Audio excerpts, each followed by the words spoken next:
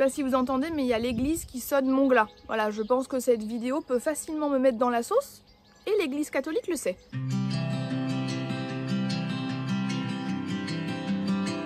D'ailleurs, les sons de cloche s'intensifient là depuis quelques secondes, depuis que j'ai commencé cette vidéo, en fait. Donc vous l'avez vu dans le titre, aujourd'hui on va parler de dark romance, voilà, on va parler du genre, surtout, et vous allez voir pourquoi je fais la distinction entre les œuvres et le genre. J'ai eu l'idée de cette vidéo grâce à Louise, du compte Red Rose Booktube, qui en a parlé récemment sur son Instagram. On a parlé en des termes assez incisifs et j'ai adoré voir son avis. Et je me suis dit, putain, ça pourrait vraiment faire l'objet d'une vidéo YouTube dans laquelle on parle. On parle de ce qui se passe en ce moment sur la sphère Booktube, Bookstagram, etc.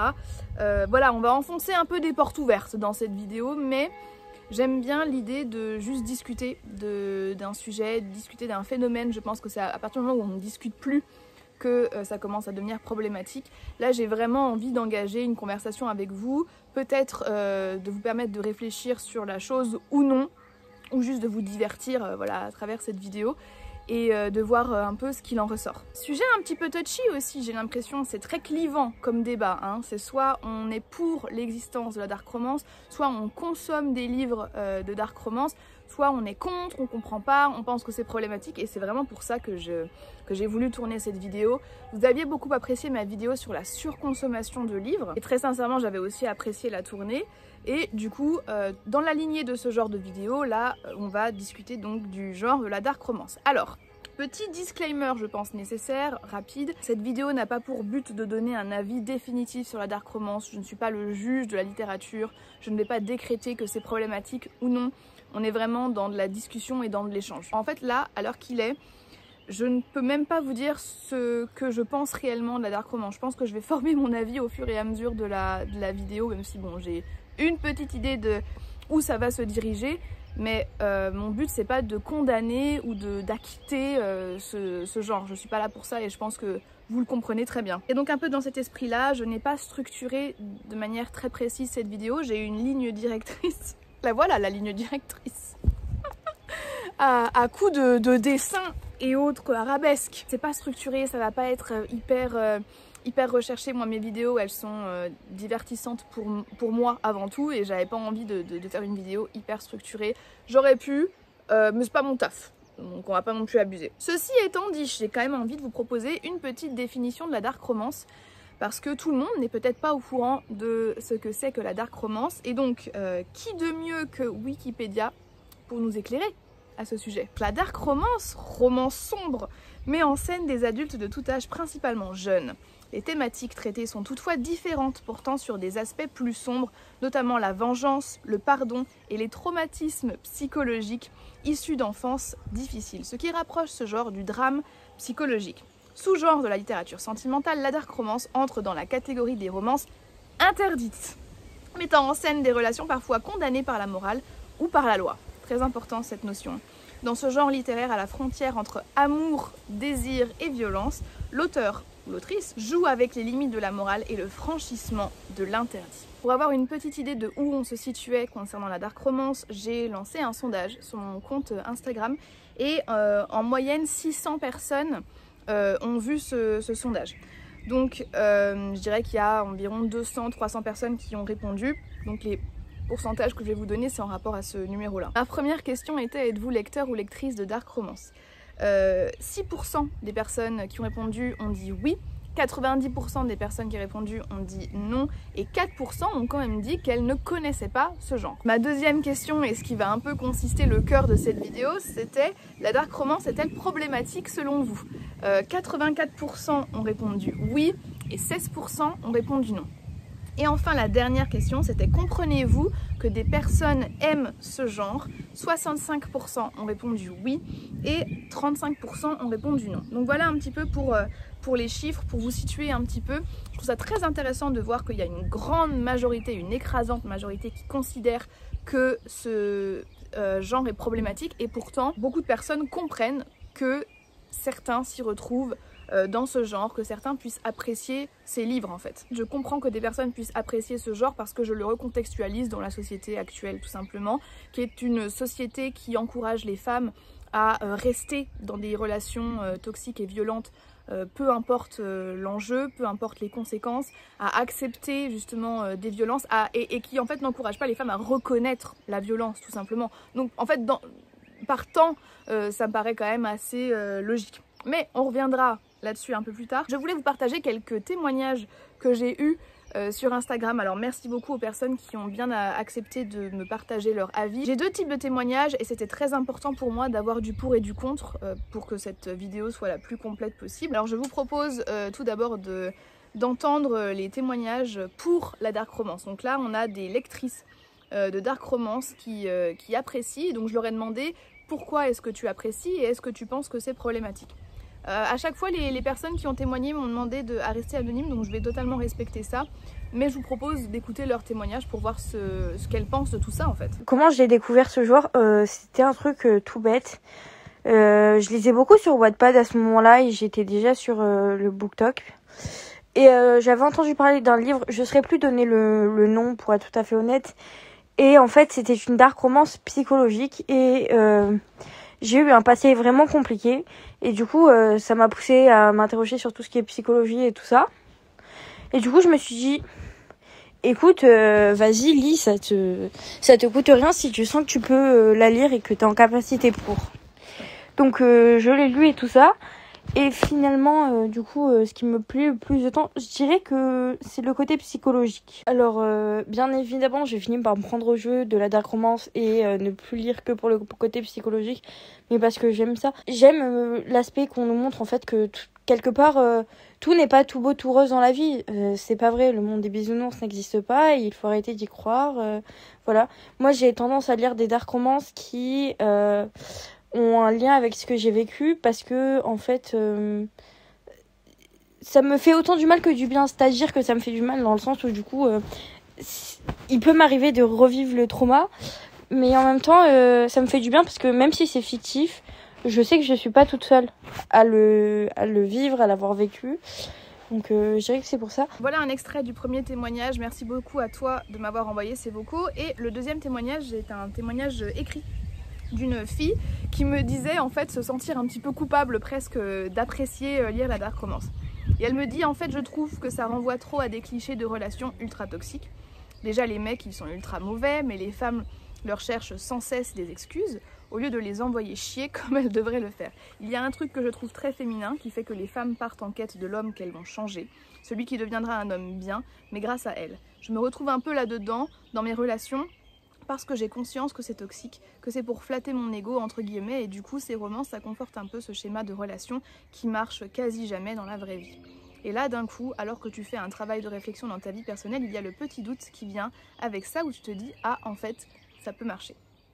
Enfin j'ai conscience du fait que ça glamorise la toxicité et quelque part c'est ce que j'apprécie dans ces romances. Alors avant de vous partager les avis contre que j'ai reçus, je voulais revenir un petit peu sur ces témoignages. Je trouve les deux témoignages très intéressants puisque dans les deux cas, on a des personnes qui ont totalement conscience de l'aspect problématique de la dark romance. On n'est pas sur des personnes qui cautionnent, on n'est pas sur des personnes qui ignorent. D'ailleurs, la première personne qui a témoigné est très jeune puisqu'elle a moins de 20 ans. Donc c'est pour vous donner quand même une idée et aussi peut-être commencer à préparer mon argument concernant les personnes qui disent ouais mais la dark romance peut tomber entre des mains très jeunes. Ça je suis à 100% d'accord, mais il ne faut pas non plus infantiliser les gens. Il y a des personnes qui se tournent vers la dark romance en pleine conscience en fait. Et donc moi ce que je trouve intéressant dans les deux témoignages qu'on a eus, c'est qu'à chaque fois ce sont des personnes qui ont vécu des choses plus ou moins traumatisantes, plus ou moins marquantes et qui vont rechercher ce même schéma dans la littérature afin de procéder à une identification. Dans le premier témoignage, la personne dit que c'est bénéfique autant que ça lui fait du mal. Et c'est ça aussi que je trouve très intéressant puisque de manière très personnelle, et là c'est que moi qui parle, hein, j'ai l'impression que ça a un peu un effet placebo ce genre de littérature, en tout cas pour les personnes qui ont vécu ce genre de trauma et qui cherchent à s'ancrer dans une sorte de sororité en tout cas, ou dans une sorte de communauté qui a vécu les mêmes traumas. Ce qui est tout à fait compréhensible et normal lorsqu'on vit des traumas, on a envie de savoir qu'on n'est pas seul. Mais donc je disais que ça fait un peu l'effet placebo puisque c'est une satisfaction qui n'est que de courte durée puisqu'au final, il n'y a pas de morale à tout ça. Au contraire, dans les livres de dark romance, bien généralement, la personne qui vit le trauma ne s'en sort pas réellement puisqu'elle reste dans ce schéma, ou alors, même si la situation s'améliore, c'est au prix de sa santé mentale, c'est au prix d'efforts, c'est au prix de sacrifices qu'elle doit faire. Pour moi, le fait de dire que la dark romance permet de s'identifier et de se rendre compte qu'on n'est pas la seule à vivre ce genre de traumatisme, je l'entends tout à fait. C'est la finish line, moi, qui m'intéressait. Ouais, mais d'accord, donc du coup, c'est cool, parce que ça montre que c'est quand même assez courant, que c'est pas totalement isolé comme cas, mais alors on va où avec ça en fait? On fait quoi avec ça? Et je pense que c'est là, moi, le gros problème de la dark romance, c'est-à-dire que pour moi on va nulle part. Le trauma est très circulaire en fait, le trauma circule et c'est pas quelque chose qui a un début et une fin, ça circule. Et dans ces livres, justement, on retrouve ce schéma très circulaire et pour moi ça ne permet pas, en tout cas aux victimes et aux personnes qui cherchent une sorte de réconfort, de réellement s'en sortir. Concernant les arguments de la deuxième personne qui parle de relations toxiques et que parfois elles peuvent fonctionner, je comprends tout à fait. Encore une fois, je pense que c'est aussi le cas dans la vie, je pense que des relations toxiques peuvent perdurer, mais encore une fois, à quel prix? Dans la relation, il y aura toujours une personne qui va devoir sacrifier quelque chose, qui va devoir se perdre, qui va devoir donner un peu plus, qui va devoir accepter ou faire un peu plus de concessions.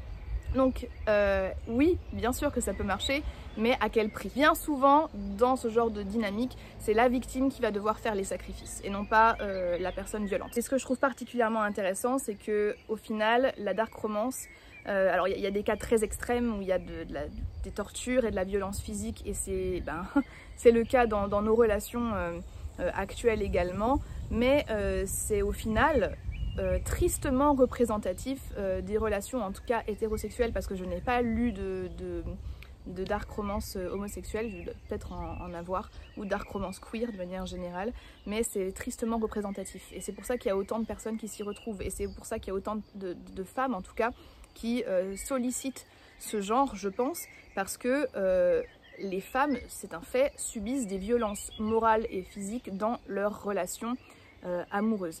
Et les relations amoureuses sont un petit peu le lieu justement où les femmes sont le plus vulnérables et donc le plus exposées à ce genre de violence. Ce n'est pas étonnant donc qu'on retrouve ces violences-là dans un genre littéraire et que ce soit aussi populaire aujourd'hui. C'est parce que les femmes s'y retrouvent. Donc c'est très révélateur au final de ce que les femmes vivent aujourd'hui dans la société.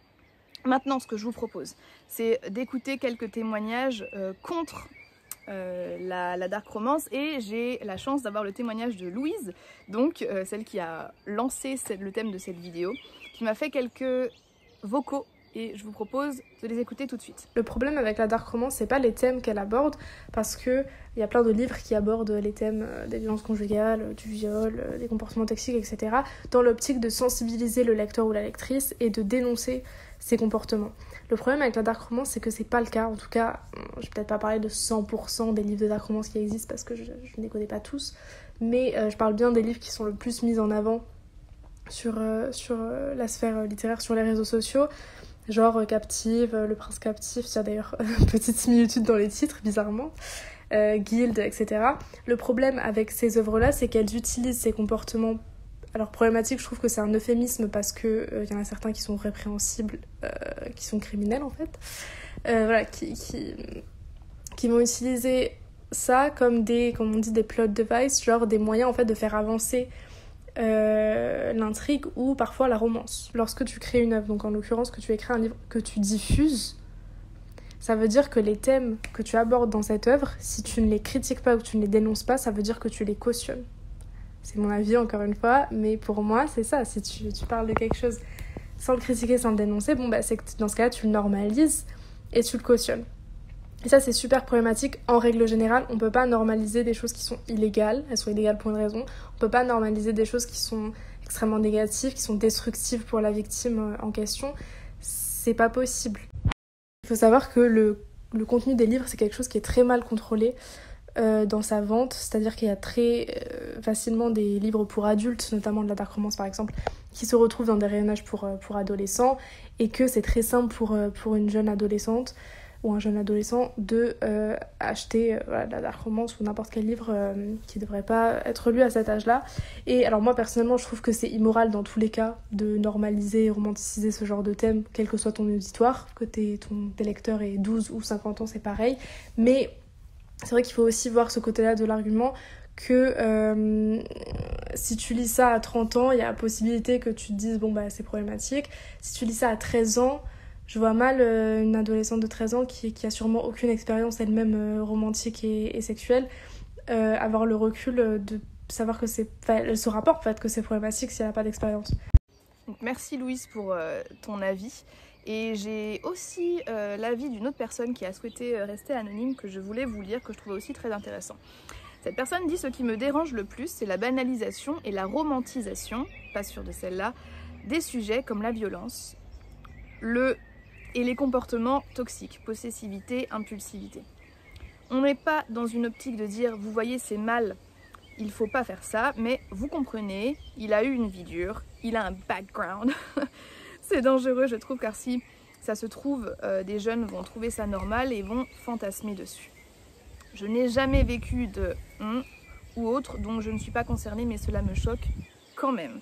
Alors, laissez-moi revenir sur ces témoignages. Déjà, merci à tout le monde d'avoir témoigné. Les arguments des deux témoignages se rejoignent, je pense, puisqu'il y a vraiment l'idée de comment faire en sorte pour que ce genre de littérature soit diffusé de telle manière à ce que ça ne tombe pas entre des mains non averties. Et ça, je ne peux que être d'accord. En effet, je pense que c'est une littérature qui doit, si elle doit persister, qui doit être peut-être publicisée mieux, qui ne doit pas être rangée parmi les livres romances, parce qu'en librairie, on les retrouve dans cette catégorie-là quand même, ou alors new adulte, et qui doit vraiment faire l'objet d'avertissements un peu plus poussés en tout cas que ce qu'on a aujourd'hui. Louise à un moment donné dit que selon elle, si certains sujets sont abordés sans être critiqués, ça signifie que l'auteur ou l'autrice les cautionne. Je suis pas sûre d'être 100% d'accord avec ça et je suis persuadée qu'il y a des contre-exemples, mais je comprends l'idée dans le sens où ça aussi c'est un argument qui est revenu assez souvent pour les personnes qui ont témoigné. Le problème ne vient pas de parler de sujets problématiques en soi ou de sujets difficiles comme c'est le cas dans la dark romance. Le problème vient du traitement de ces sujets et de ce qu'on en fait. Encore une fois, quelle est la finish line, quelle est la ligne d'arrivée, qu'est-ce qu'on fait avec toutes ces informations en fait. Et malheureusement dans la dark romance il n'y a pas de purge. Voilà, c'est comme ça que je vais... En fait vous avez de la violence, vous avez une accumulation de violence morale, physique qui circule à travers le roman, et la fin ne permet pas de purger toute cette accumulation de violence puisqu'on retourne en fait dans ce cycle totalement vicieux quoi. Ce que les témoignages mettent en valeur aussi, c'est les excuses qui sont trouvées pour les personnes qui justement sont violentes, qui perpétuent la violence d'une quelconque manière. Effectivement, on va mettre en avant un passé douloureux. On va mettre en avant des blessures et on va totalement glorifier en fait le syndrome de l'infirmière que nombre de femmes ont encore une fois aujourd'hui dans la société. Je sors du contexte de la littérature où justement les femmes sont encouragées à être des mamans, à être des infirmières pour leurs partenaires et du coup à excuser certains comportements et certaines attitudes qui ne le sont pas, qui ne sont pas excusables. Ça on le retrouve à puissance 8000 dans la littérature, c'est clair. Et malheureusement, encore une fois, ça ne nous aide pas à nous en sortir. Le voir et savoir que ça existe ne nous permet pas de trouver des manières et des outils d'opérer une sorte de résistance à ce fonctionnement-là. Vous voyez, jusque-là, vous avez une petite idée de ce que je pense de ce genre, quel est mon avis par rapport à ça. Je tiens à souligner que je parle du genre, je ne parle pas des œuvres. Et je ne crois pas qu'il soit nécessaire d'avoir lu 50 œuvres de dark romance pour pouvoir en parler. Moi, ce que je veux mettre en valeur aujourd'hui, c'est l'existence même de ce genre et sa légitimation et le fait qu'on en parle et qu'il soit aussi sollicité par les lectorats. Moi, mon expérience de dark romance, elle est relativement maigre. J'ai lu Prince Captif, qui est à 100% de la dark romance, sauf qu'à l'époque je l'ignorais, et Captive aussi, que j'ai lu très récemment et qui est très populaire aujourd'hui, donc c'est un peu ça mon expérience. Et à chaque fois ce que je remarque, c'est qu'au final c'est le syndrome de Stockholm qui est un peu romantisé, glamourisé. Alors on n'utilise pas le mot, mais si vous regardez ça, le fait de rester avec une personne qui nous fait du mal, le fait de s'attacher en fait émotionnellement mais aussi physiquement à notre bourreau, ce n'est ni plus ni moins que le syndrome de Stockholm. Voilà. Et moi ce qui m'intéresse dans cette vidéo, c'est surtout de parler donc de l'existence même de ce genre, du fait que on parle aujourd'hui de dark romance comme d'un genre qui est énormément plébiscité par le lectorat et qui crée donc une production de la part des maisons d'édition qui y voient une sorte de niche éditoriale. Donc ça se répand, ça se propage, ça se démocratise et ça se normalise, et je pense que c'est ça aussi le problème qui est ressorti un petit peu des témoignages que j'ai reçus. Moi ce qui m'intéresse, c'est la valeur symbolique de la présence de ce genre aujourd'hui dans le paysage éditorial. Qu'est-ce que ça dit de notre société? Qu'est-ce que ça reflète en fait de choses qu'on a romanticisées, qu'on a été amené à romanticiser et à normaliser? Je trouve que c'est extrêmement révélateur et je ne vais pas m'engager dans un discours féministe aujourd'hui, je pense que vous pouvez vous faire votre propre opinion.